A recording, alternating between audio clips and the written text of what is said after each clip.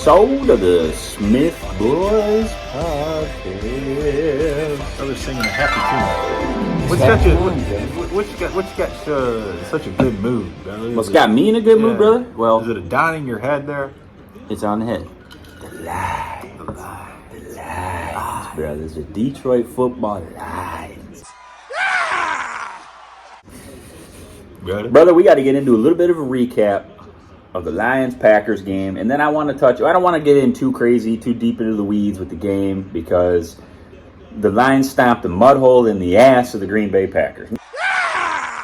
Not a ton to recap. I mean, we're not going to go play-by-play recapping it, but we'll go over some things we saw in the game, some things we liked or didn't like, and then I want to talk about where we go from here with the Lions, what we expect them in the coming games, maybe up until the bye week, our projections for the remainder of the season. And basically discuss our fandom. Are we in on this team? Are we all in? That's where I want to go. So, Lions, Packers. I've said it already, brother. If I said it once, I've said it a million times. The Lions stomped the mud hole. They stomped a stone-cold Steve Austin-sized mud hole in the ass of the Green Bay Packers, brother. What? Yeah. Good night. That's what they did. Yeah, That's what they did. Yeah. That's what they did. It wasn't even... Brother, that game was over halftime. Yeah, it was the best... Was it the best 30 minutes of Lions football you've ever seen? I'm glad you said that, brother, because... I'm glad you said that, because we said this, it was a year or two ago. The Lions played the Lions. The Redskins. The Lions played the Redskins. He said it. For a half of football. Commanders or whatever the hell they are. Oh, shit. Sorry. What have I done? Yeah. Who cares? Whatever. They're the Redskins. Yeah. Even the Native Americans. The Native Americans even did Redskins. a what do they call that? The petition. Petition to try to get the Redskins' name back because they thought it was cool. They're the Redskins. Yeah. If you don't like it, I'm sorry. The Lions played the Redskins a couple years ago and dominated them in the first half, and we both said that was the best 30 minutes of football we had ever seen the Lions play in our lives. Correct, Armando. And that stayed true till today. Thursday night. Till Thursday night. Oh, yeah. Thursday night. Yeah. That was the best I've ever... Brother, 36. 36 years old. 41. 41 years old. You get licking. You're hot. We've been watching the Lions since we were each about 5 or 6 years old, since we could remember watching sports on TV. I mean, when you're 8 or 9 years old, 10 years old, and you get into sports and you start knowing the rules.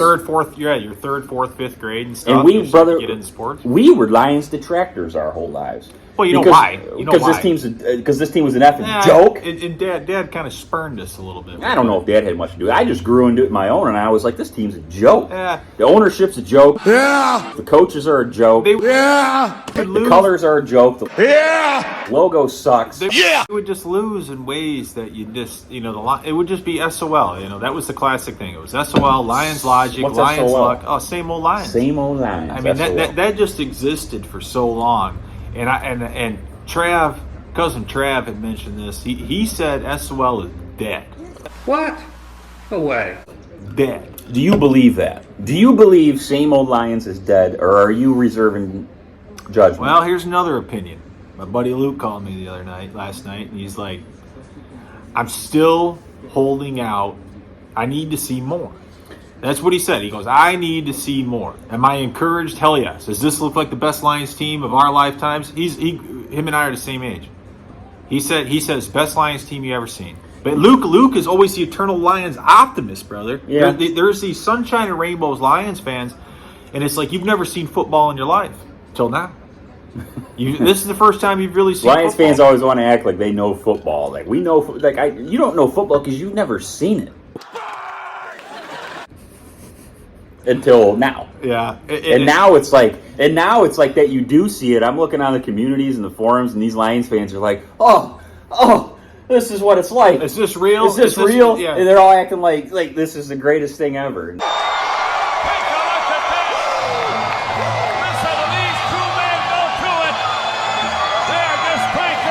I mean, I'm a little spoiled as me too. the Alabama fan. As a Michigan fan, I'm spoiled. I've seen 6 national championships in like the last 15 years alone. Yeah. So I'm a little accustomed to the winning. Yeah. But so Lions fans, I know they don't really understand it, but yeah, this is what it feels like. It feels good. It does feel good. It feels good. It feels like every Sunday when you play, you're going to win. You know? That's how I've, like when you ask, is SOL dead? And you and I have both said in podcasts in the past, they are still the Detroit Football Lions until they prove to me otherwise. Until they're not. And I think, brother, goddamn, brother, I think they are proving to me otherwise. Here's one thing. I go into each week expecting them to win now. Here's what we talked about a little earlier, and I want to touch on this real quick. Back when the Stafford era, they would win games, you know. They'd come back from... You're going to steal my line. 17 points, 14 points in the fourth quarter, and they would win games. Now they are beating teams. Son of a bitch stole my line. Yeah, and it was a great line. Like I said that earlier before we did the podcast. I said the Lions were winning games in the past here or there. They'd win games. Yeah. And now they're beating teams. Yeah. And beating them handedly into submission. And there's a huge difference. Huge difference. There's a vast difference between those two ends of the spectrum here. I want to get into one critical question that I have, and this has been one of those things where it's like I got to put my finger on this, brother. What do you chalk all this up to? Then I must know. I got to know, nigga. What's up? Is it culture change? Is it DC's culture change? Like, put your finger on it for me, brother. Is it Brad Holmes? Is it DC working in sync? Is it the coordinators? Is it all of it?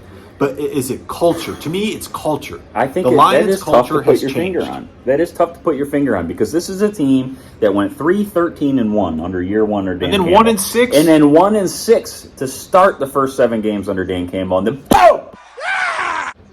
They go 8-2 over the next 10 games to finish the season, and they're 3-1 to start this season. They have won 11 of their last 14 football. Yeah, they're 11-3 in their last 14 games. So what switch flipped? What happened overnight? That's what I want to know. Is all of this a smoke and mirrors ride?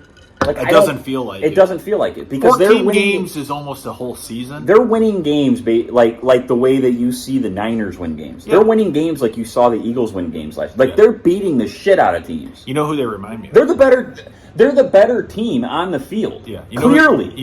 Every week we watch them. They remind me of watching Michigan lately. You know, where Michigan just beats you. Oh my God. Did you hear that, Lord? Oh my God! Do you hear that, Lord? So the Lions are playing a bunch of nobodies and taking them behind the woodshed. Is that what they're doing? Don't tell me that we beat Ohio State 2 times in their own house. I mean, come on. We smacked around Purdue. We smacked around Iowa. Brother Froze. We smacked around Purdue in Iowa, he says. Penn State. We smacked around Purdue We smacked around Ohio State. And that's what the Lions are doing. The Lions are smacking teams around right now. Okay? They're smacking them around. Hey, it is what it is, right? But they're smacking teams around, brother. That's how I feel. They're playing aggressive. They have resiliency when they're down, when they fight, when they face adversity. Here's what it is with the Lions. Here's what it is with the Lions. Talk to me, brother. The Lions are playing with the 3 pillars of football right now. Oh, yeah. That's what I like to call the 3 pillars of football. Three pillars. Physicality, intensity, and speed. Yeah. And the Lions are more physical than their opponents. They're playing with more intensity than their opponents, and they're playing faster than their opponents. Yeah. And that's hard to say against a team like Kansas City, and they beat them up. It's a 1-point game. It was a close game, but they beat up Kansas City. They played hard. Their defensive line was dominating the line of scrimmage. They didn't get sacks or anything, but they made Mahomes run for his life, and Mahomes was seeing ghosts a little bit there. A little bit. He had saw a lot of Hutch. He had seen enough of Hutch. Seattle comes around, looks like a totally different team. D-line don't do shit. The defensive game plan for that game, I don't know what that was. But then they play Atlanta, and they have 7 sacks, brother, as a team. Then they play Green Bay and have 5 sacks. This team has 12 sacks in 2 games. That's absurd. Yeah. That is absurd. I'm telling you right now, the unit of the season so far, the play, the biggest takeaway I have is the trenches of the Detroit Football Lions. The defensive. Offensive and defensive lines to me are top 2 or 3 in the league and arguably the best. I could argue, honestly, from 3 of the 4 games that I've seen, it looks like the Lions have the best defense in the league. Having Brian Branch helps a lot. C.J. Gardner-Johnson going down, I'm not gonna lie, that hurts. But he went down in the Seattle game, and has their defense honestly looked better without him? It does look really good. But he would be nice to have in the backfield, though. He would. But they do look phenomenal. Anal zone, we give him a lot of shit, literally. But the guy has played really well.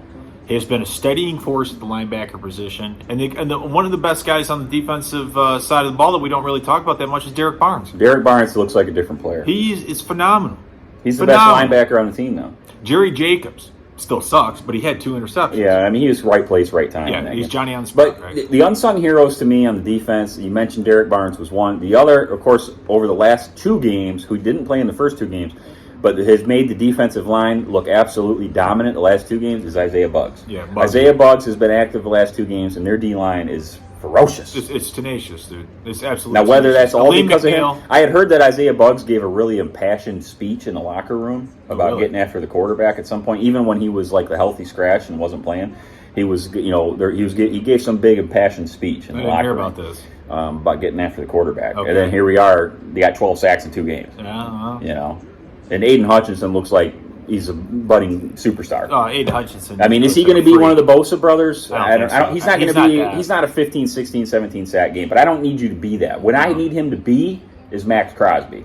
Yeah. A guy that gets 10, 11, 12 sacks but leads the league in pressures. Yeah. And that's what causes chaos. Yeah, and that's what he does. Yeah, cause chaos. And that's who I compare Hutchinson to. I don't compare him like when you listen to 97 Nunn, Valeni and them, all them fools, they always want to compare him to the Bosa brothers. That's not him. No, I compare him to Max Crosby. Yeah. I think that's who he plays like, and that's who I need him to be, is Max Crosby. Give me 10, 11, 12 sacks, and then lead the league in quarterback pressures. Yeah. And that's what Hutch is doing right now. Chaos. He's leading the league in quarterback pressures, and he's got 3.5 sacks.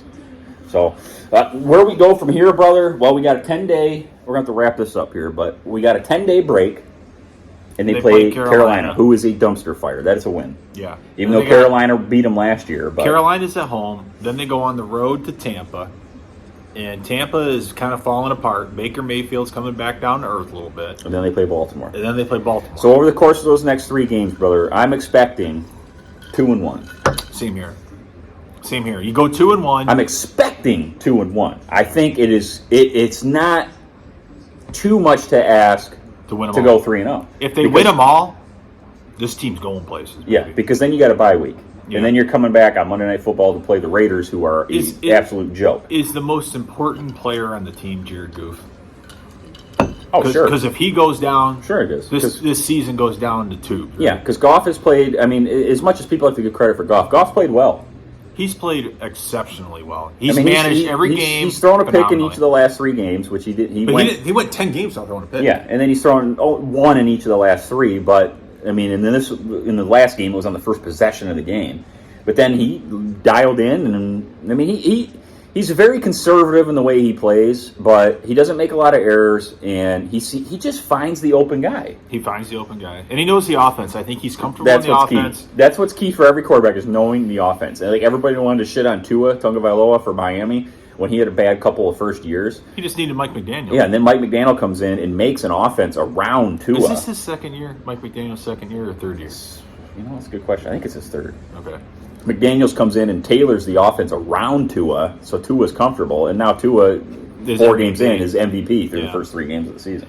So, I don't know, brother. I'm impressed. I'm intrigued. This is the best Lions. Are you all in? Are you all in? Are you a full-fledged Lions fan now? I'm all in now, but if they don't go 2-1 in their next 3 games, I could very easily pull out.